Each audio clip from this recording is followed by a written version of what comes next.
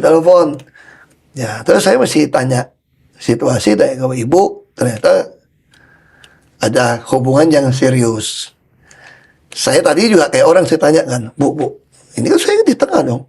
Bu, sama Pak Jokowi itu main sandiwara tuh serius ya Bu ya? Saya bilang gitu.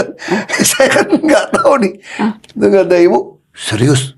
Waduh, serius saya kan masih terjepit dong. Terus saya tanya lagi sama ibu, Bu, kalau gitu saya masih bisa ketemu Pak Jokowi nggak?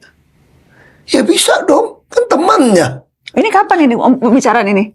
Tahun lalu nih. Oh, tahun lalu ketika terakhir ketemu. Iya. Oke. Sekarang juga ibu gak larang.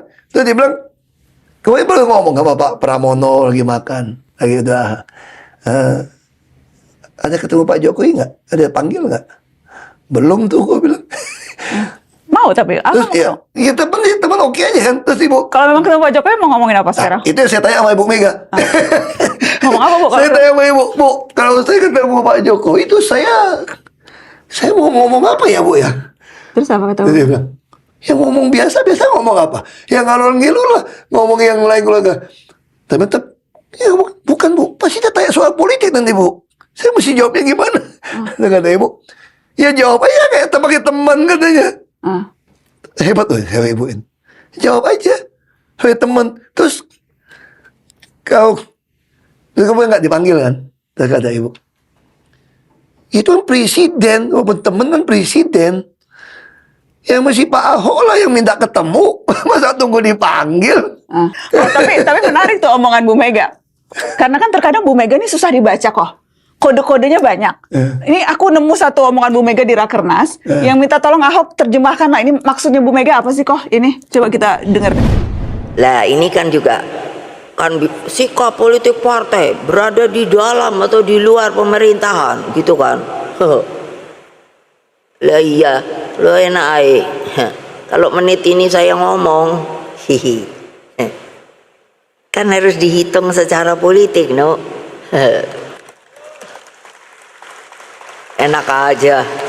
Jadi kan ini pasti wartawan kan yang ditunggu iki. Sikap dari Rakernas tadi pagi saya baca Kompas ya gitu, akan menentukan sikap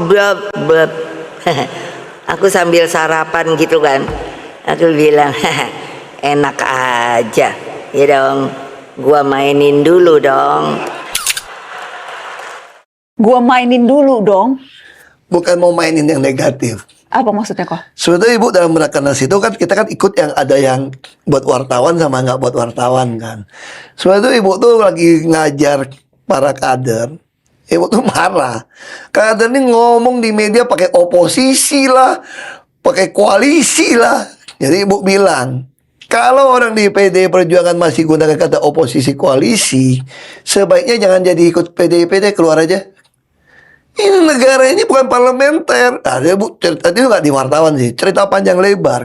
Kita kalau parlementer, kursi sedikit pun, begitu kita tarik kan bubar. Ya. Kalau negara ini enggak. Kita udah pilih presiden, kalau udah kalah, betul kasih penuh kuasa pada presiden. Oke, mungkin bukan soal istilah, tetapi apakah akan masuk ikut membantu dalam pemerintahan atau berada di luar pemerintahan? Itu yang Ibu bilang. Kenapa putusan akan diputuskan beliau? Beliau mengatakan, saya ini masuk semacam tim inti beliau lah ya.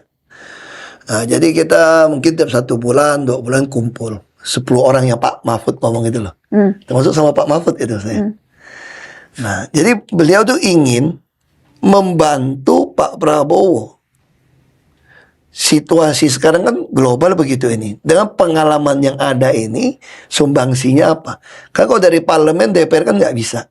Tapi membantu di sini jangan diterjemahkan harus jadi Bagian dari pemerintahan. menteri. Karena dalam sistem tata negara kita itu, kalau menteri dari koalisi, kekuasaannya sama. Kira-kira gitu loh. Satu menteri berhenti, bubar nih. Kalau kita kan enggak, kita betul-betul prerogatif presiden. Oke, jadi membantu Makanya di dalam situ ada motif Bu Mega, dia pengen kita membuat kajian-kajian bantu. Minimal, mungkin nanti akan kasih ke Pak Prabowo lah. Harusnya solusi seperti ini. Soal dia terima nggak terima itu kan haknya presiden, beda dengan parlementer kan.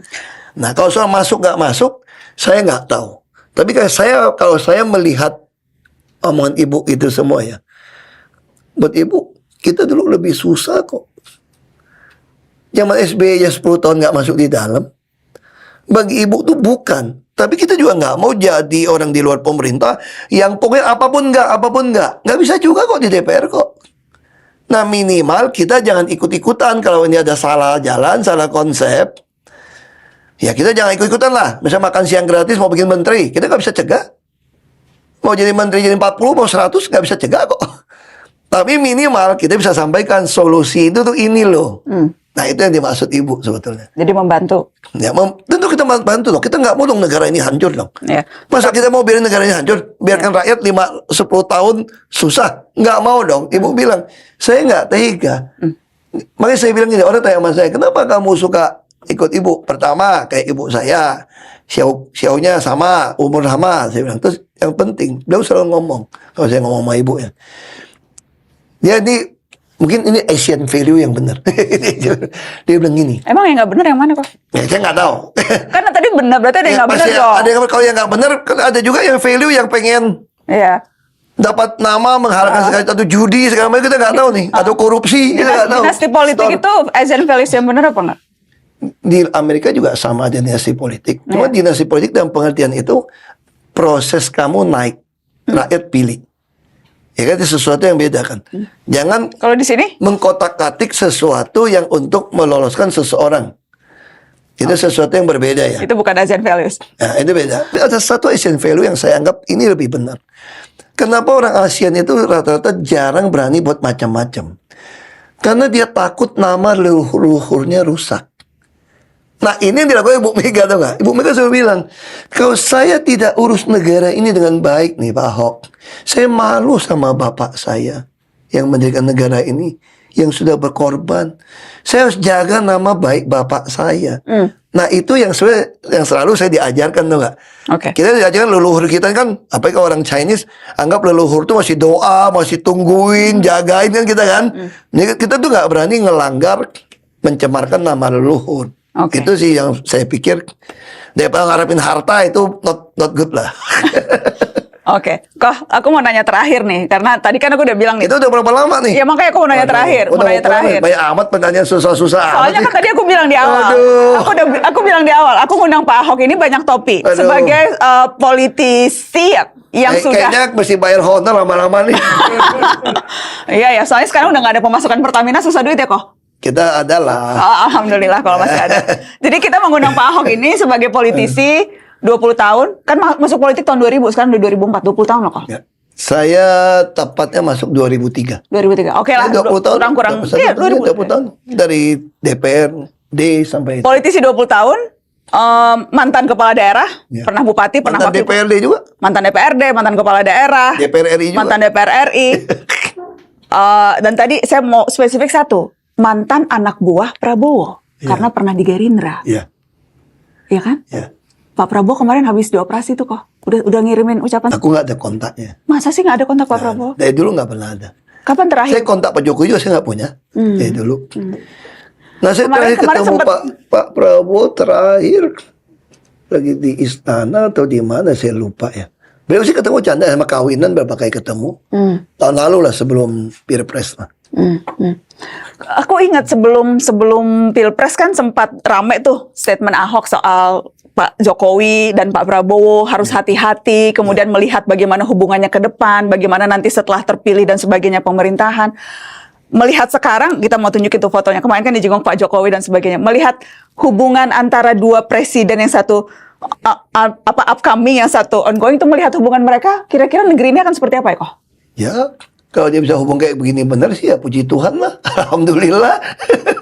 Ya kan? Orang punya dua kepentingan, punya partai berbeda, kita nggak tahu. Saya nggak tahu. Jadi Partai kadang-kadang berbeda, tuh ya. Pak Jokowi kan nggak punya Kita partai cuma, loh.